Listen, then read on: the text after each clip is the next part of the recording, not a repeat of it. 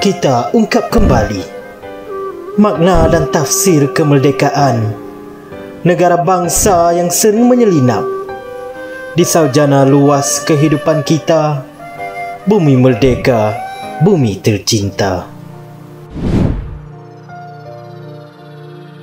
Mari kita ungkap kembali sejarah bangsa yang berlari dilandas kekuatan dan tembok halangan yang mencengkam harapan dalam, menusuk-nusuk jantung kemerdekaan, tersulah dendam membara cengkam.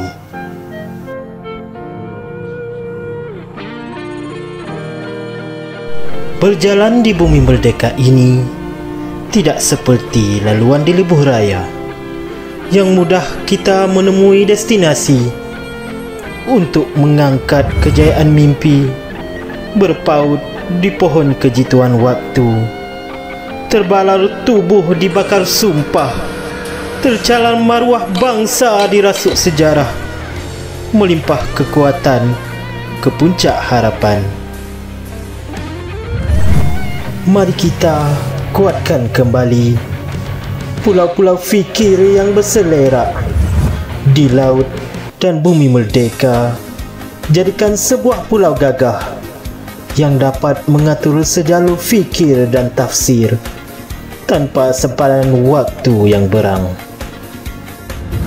Mari kita sama-sama isikan kemerdekaan dari kekuatan yang kita bina sendiri untuk mengangkat dendam cita-cita jagat bangsa yang bermaruah dan berwibawa. Kita rempuh dunia tanpa sempadan. Dengan cengkam tangan, kita mengatur langkah peribadi.